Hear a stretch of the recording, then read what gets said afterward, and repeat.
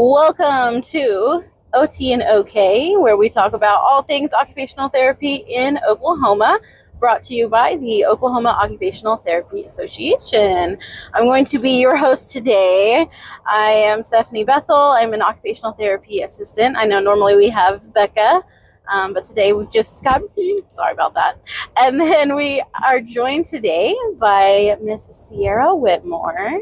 Would you like to share some about yourself? So, like I said, I'm Ciera Whitmore. I'm an occupational therapist. I have been an occupational therapist for 11 years, primarily working in home health, but I've also done some outpatient for both adults and pediatrics. I currently work with Stillwater Medical Center Home Health, and I'm also part of the Oklahoma OT Association's Legislative Chair, and then part of the AOT Political Action Committee as an ambassador for Oklahoma. And I'm also on the Home and Community Health Special Interest section with AOTA as a committee member. Amazing. And fun fact, she was also the Occupational Therapist of the Year for 2024. So very cool, very cool. They're creepy. When there's like a lot of them, they're creepy. Okay, so we are on our way to a board retreat where we're going to do lots of meeting and training and all that fun stuff. So that's why we're in this particular setting. On an aside, there are many wind turbines and they weird me out a lot. So are you okay with wind turbines? Yeah, though I will say, so we go to West Virginia and it's really big, like obviously mountain hills. And there's one place by what was my grandpa's place that you literally come over the mountain and you've got the wind turbine like right in front of you. And that does freak me out. Is there something about them all together? Like, yeah, they just feel like they're looming and they freak me out. I don't know, man. I never knew that they bothered me until actually driving. We were driving to Ardmore for one of the OKOTA conferences, and that's when I'm pretty sure these are the same ones. Area. Yeah. And I learned that they freak me out. So, yeah. Anyway. So, yeah, we were wanting to talk, or I was wanting to ask you about the legislative committee and kind of like what you all do, and I guess like how does a legislative committee help the practitioners or even just the profession of OT here in Oklahoma? All right. Well, so Oklahoma Occupational Therapy is mostly a volunteer-based membership with a lot of our leaders being volunteers, including myself. So it's really important that we have a large committee so that we have that there's so many different areas that people can work in between pediatrics, but even then it's early intervention versus schools, and then you've got all the different settings for adults, and also just geographically having people from different areas, because things that might be happening in more rural areas might not be as noticeable in more urban areas. And we're really just trying to work with the state. We've been trying to work really hard with the Oklahoma Healthcare Authority, especially with the rollout of Sooner Select with the managed care. Yeah. Yes. Not my favorite. But then also working, I know school-based therapists have also been having increased workloads, and so really trying to work on our caseloads, and so even working with some of them on like a workload versus caseload model and how we can better implement some of those things. So it really just takes a lot. We also are trying to work really closely with the Oklahoma Medical Board. So it's just being aware, really trying to encourage engagement of occupational therapists with their legislators, and just letting people know what occupational therapy is. Got you. It's really important work. I know recently, of course, we've had the whole like managed care situation. I know that you all worked really hard on not even like, or not only rather directly with them, but also just like letting us know as practitioners like what is even going on, and helping us to know like how we can get involved in that situation. Can you share a little bit about what's been going on with something about cuts to reimbursement? Yeah, so the Oklahoma Healthcare Authority, so with the legislation that passed to allow for managed care, the specific organizations themselves can't set reimbursement rates until, I believe, June of next year. But right now, the Oklahoma Healthcare Authority, as the running agency of the Medicaid program through the managed care programs, has put out some changes in the reimbursement rates for certain CPT codes with varying amount of percentage of what the cut was. We do know these cuts do go into effect July 1st.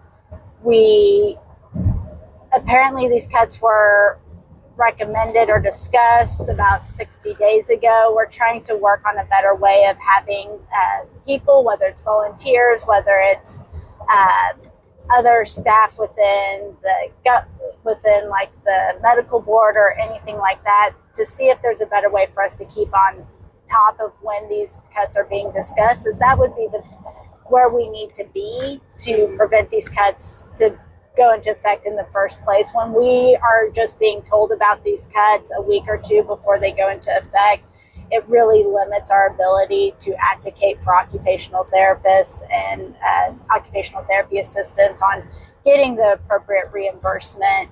Now, we are also working with these cuts. We did reach out to AOTA, the State Legislative Affairs, so I think we're going to start trying to coordinate with them and see if there's other states that have had similar issues, and see if we can't learn a little bit more from them and what they figured out has worked to prevent some of these further cuts in the future. Okay. So primarily, who do you think that these cuts would most affect out of the practitioners? So these cuts are mostly going to impact probably mostly pediatric outpatient clinics. You'll have a little bit of this impact for schools that bill Medicaid. These Medicaid cuts would also impact for outpatient adult rehab for those that do have Medicaid beyond the age of 21. For any of the other rehab services and that sort of stuff. So that's where most of those cuts are going to come to. Really, the reimbursement rate, when was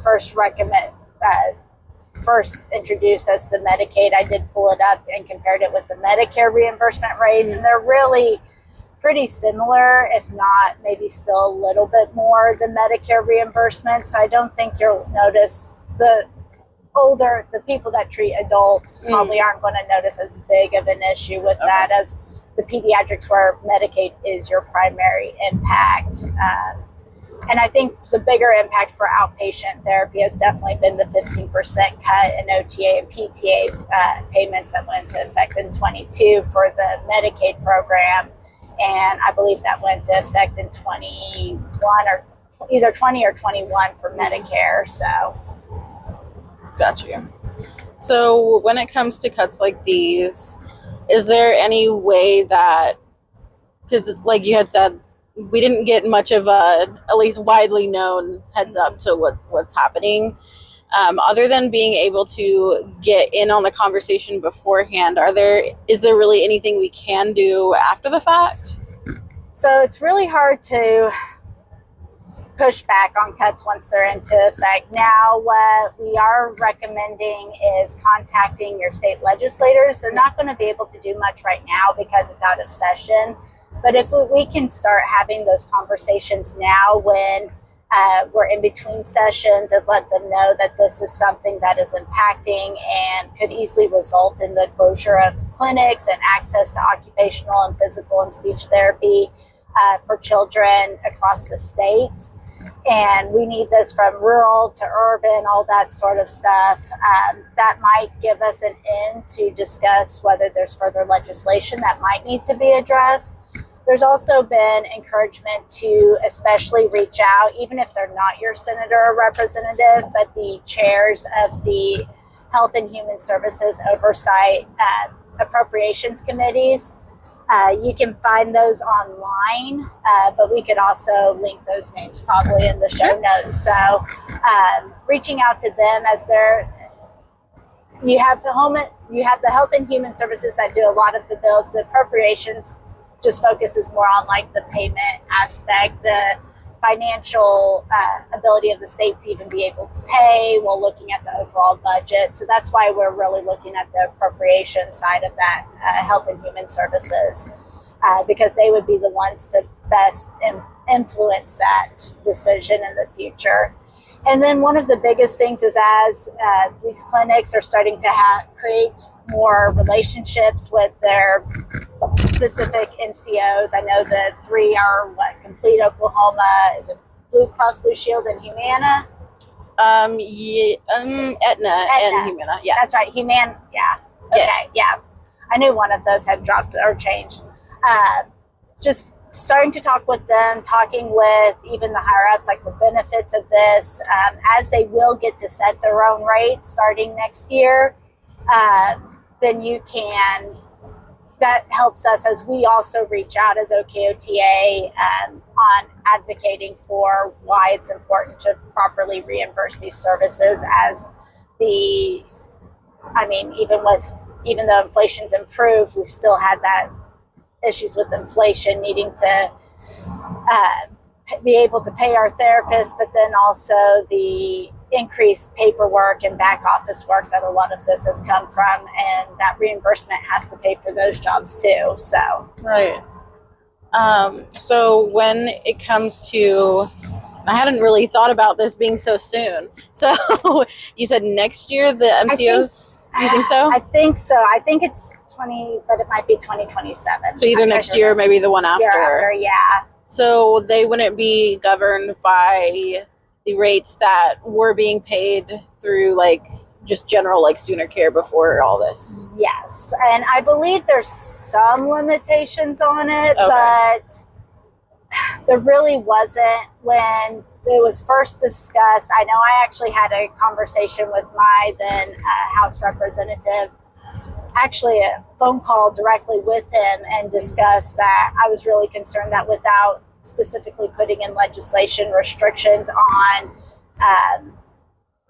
what the reimbursement could be, as well as how that look back period, they have to say, okay, well, we gave you authorization for these visits, but now it's a year later and we're still not sure if we want to. And so we're going to have you pull all your notes back, and we might actually tell you have to pay us back because we've had issues with that with Medicare Advantage care. And so really setting limits on like they can only do that within like a 90-day period after those services have been. None of that ended up in the legislation that passed to create the managed care. No. There's been some, I know there was a few bills sort of starting to look at putting further limitations on the MCOs this past legislative session. They were very general ones, not very specific still, but we might see more of those in the coming years as the MCOs get more control over what they can set for their reimbursement rates. Okay. So probably no hope of them just raising how much they reimburse us. Probably not within the next few months. So, but if we can get some, this is where you can start laying that groundwork with your legislators and, like I said, with the MCOs, and really trying to advocate for occupational therapy. So, could you share a little bit about what the impact of having maybe even just OKOTA or an association talking with legislators or existing together, like what would the difference be maybe for them if there are more members or less members a part of that association? Like, does that matter? Can you share a bit about that? Yeah, so a lot of times, especially if I'm reaching out as Oklahoma OTA, it really helps the more I can say, like, we've got 2,000 OTA practitioners licensed in the state of Oklahoma. We represent as we represent really all of you, but if we only have maybe 300 members, they're going to say, well, what are you not doing that you don't have more members as there? It's harder for them to take us seriously. And so the more membership we have where we can say, no, we represent, we're advocating for all of occupational therapy, whether you're a member or not, right. But we really represent these therapists and therapy assistants that are members within our organization that say that what we're trying to do is what would benefit them. It just gives more weight behind our words. I'll also sometimes go in, especially if I've gotten an in with a legislator, be like, we're also not necessarily just advocating for occupational therapy, but the practitioners or the patients that we serve. So I can say, like, as an OT in Payne County, within a year can easily touch 50 different patients. And so if within that county, and so if you add that up, there's a lot of people who have been influenced by occupational therapy who maybe still don't know enough about it to really advocate, but benefited from my services. And so that's not something you'll say in your first visit, but that membership really gets that initial foot in the door, and then you can start saying, like, we really impact a lot more than just who we represent, and trying to get some more weight that way. So got you. What do you feel is like the most effective way to be able to like reach out or talk with a legislator or like influence them? Like, do like emails, phone calls? Like, what do you think is the best? So phone calls are always going to have more weight than emails. So especially if there's a specific piece of legislation you want to, but even right now, just to sort of talk with your legislator, have an idea. A lot of times the phone number you're going to get is going to be to their legislative assistant. But if you leave the message saying, hey, I'm a constituent, I really want to talk to him about these benefits, they'll reach out to you.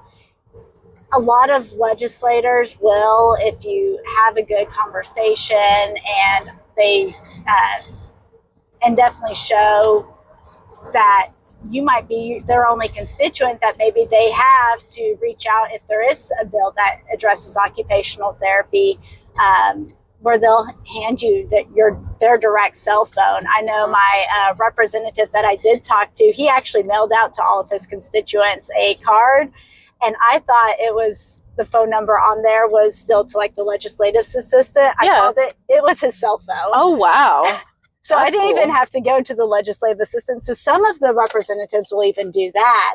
Wow. You might look out for that, especially after initial election. Sometimes they'll send stuff out asking for some different things. I know my husband's very involved in legislative stuff, and even like our superintendent of schools, of our public schools that we have, I know several of them have gotten like Senator Hall's direct cell phone just because they've talked enough with him and about different legislation that he's like, you know what, just skip it, just leave me a voicemail and I'll give you a call. And so there's lots of, especially on state legislative levels, that will give you their personal. Now, if it's something where you're not sure, you can always definitely send an email and say, hey, there's a lot of stuff going on. Maybe I'd like to talk to you at some point. Here's my phone number, even if I talk with your legislative assistant initially. Or if you want some information that I can forward to you, then email's definitely the best way. I know this coming year, I'd really like to try and get a Capitol Hill Day just to get some people there and just talking about occupational therapy, talking with their legislators face to face, because that's also a great way just to, that way they can also put a face to a name and all that sort of stuff as well. So that's awesome. For me, I feel like it's kind of scary to like talk to a legislator. Like, I've always just done email for the most part, or if I was lucky, I would just get the voicemail box, because I can kind of write myself a little script of what I want to say. What do you think are the best things to be prepared with when you enter into a conversation with a legislator? I mean, the best thing, especially with your own legislator, is just to have some have your elevator speech. What is occupational therapy? But then if you've got specific concerns that you do have, whether it's the managed Medicaid or anything like that, just have some of your real life experiences that you've had ready to go and be like, so this is, and you can tell them, like, I don't know if this is something you can address, or maybe you could tell me, maybe I need to go to the Oklahoma Healthcare Authority or have somebody else that I need to be talking to. And just giving them, this is what's been going on with me. This is impacting me. It's impacting my ability to do my job, and it's impacting my patients that I care passionately about. But all these people, all these legislators, they're your neighbors. I mean, especially in the state house, but even the Senate. My House representative lives 15 miles from me. My senator lives 30, 40 miles away from me in Perry. I mean, they're really local. I know that my state senator, I know that I talked with my boss, and she's like, oh, I went to high school with him. We actually have Dina Anderson also went to school with my state senator as well. So, I mean, they're people that are pretty local that you can find, like, oh, I've got a connection with them. They're just everyday people. And it's just like you're trying to talk to somebody on the street who just has no idea what OT is, and letting them know that you're a resource, that if they have questions, if there's ever any concerns, if they see something that might impact, just to reach out and that you could be a resource. So that's really helpful. Thank you. So how can people get involved with the legislative committee for OKOTA? So if you're interested in becoming involved, like I said, I'm always looking for people all across the state, different practice settings, all that sort of stuff. You can email. My email is OKOTAlegislative @gmail.com, and just sort of let me know you're interested, and I'll add you to the list. You can be as involved or uninvolved as possible. I try and get everybody into sort of subcommittees based off of their practice area, and that just gives me, if I see something coming up, I can reach out to that particular group that might be the most knowledgeable. Like I said, I work in home health, mostly adults, Medicare, so figuring out Medicaid, figuring out school-based, I need help with that. I'm willing to coordinate and organize and make sure you guys get the information, help support in any way I can. But the more people we have that we can utilize, because if one person's busy, maybe another person has the time to maybe follow up on a concern or something we need to address. So I'm always looking for people to join. I know this past legislative session, there were a few bills that I had to send out to some of my subcommittees because I was like, I don't know if this impacts us or not. You guys give me some feedback, and just helping to advocate for everyone here in Oklahoma. So. Awesome. And we'll put the information for you to be able to contact Ciera in our show notes as well, in case you're not one of those people who likes to listen and like have to write things down or type it out. So we'll have that clickable link for you as well. Anything else you would like to add about legislative things, Oklahoma, stuff like that? I mean, our biggest thing is we are, like I said, membership's always the best. Even if you don't participate in a lot of the stuff, even if you're not big in advocating yourself, your membership helps pay for when we do need a lobbyist at the Capitol. It's allowing us to ensure that you can still do what you need to do as an occupational therapy or occupational therapy assistant in the state of Oklahoma and still be paid for it. We are looking this next year at seeing about getting some legislation to join the OT licensure compact. And so that will require that we have a lobbyist. So we're just always looking for, like I said, if nothing else, just being a member and advocating in your day-to-day life, even if it's not on the state level or national level or anything like that. So I think that's about it. Okay. Well, thank you so much for talking with us and sharing all of that with us, Ciera. Thank you. I hope that everyone listening is having a good rest of their day. And this was OT and OK, And that's the end for us.